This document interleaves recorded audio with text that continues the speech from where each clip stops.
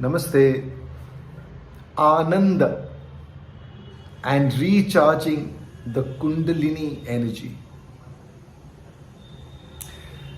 We have all heard of this word Ananda, and in the spiritual systems and practices, one of the highest states that one can experience is called Ananda, and to stay in Ananda for long periods of time.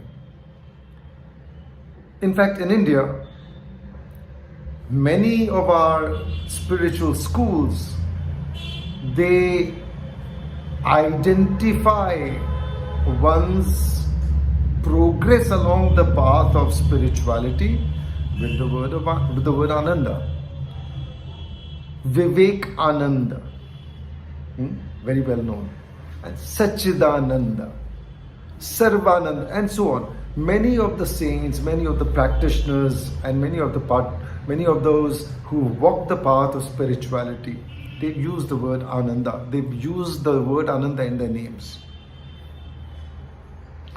Ananda is a state that is experienced only after a fair amount of sadhana, which also includes the Kundalini and semen retention or brahmacharya. When we speak of brahmacharya, basically, in my understanding, what it means is our consciousness moves away from the physical consciousness to a deeper level of awareness. When we move away from physical consciousness, naturally our dependence on sexual pleasure, food, and things like this reduces. When our dependence on these things reduces, whatever depletion was happening to our energy, to our Kundalini energy, because of overdoing these things, because of the excessive interest in the body and so on, that depletion stops and this energy is available to raise and then to experience Ananda without having to resort to any kind of physical stimulation, etc., etc. Naturally, it's a state that many aspire to and many work towards. One of the important things here, of course, is the Kundalini energy, which unfortunately in today's world and because of the environment and so on, it gets depleted very easily, very early in life.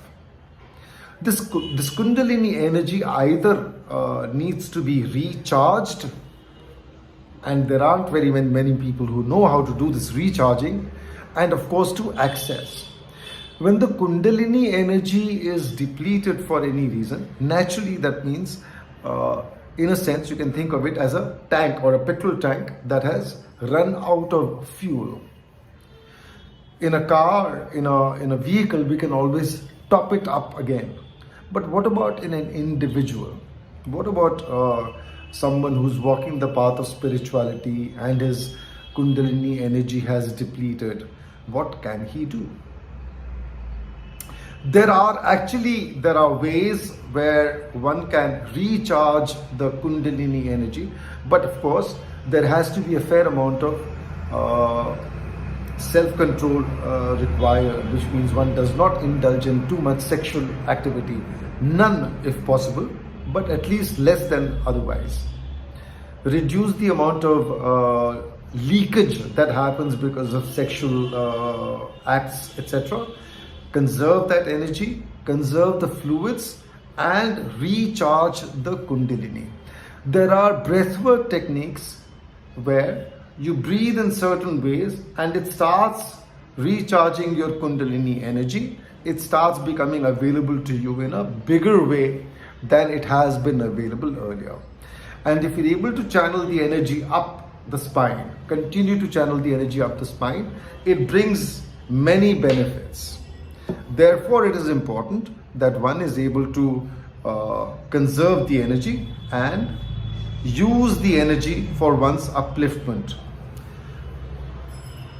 It is through this that experience of Ananda, bliss, ecstasy, etc. will become much easier. Which means without having to do anything, just working with your breath, and sometimes breath and chanting will stimulate something or will cause something to happen in the body, which will make you feel that state of Ananda, that state of bliss, great joyfulness.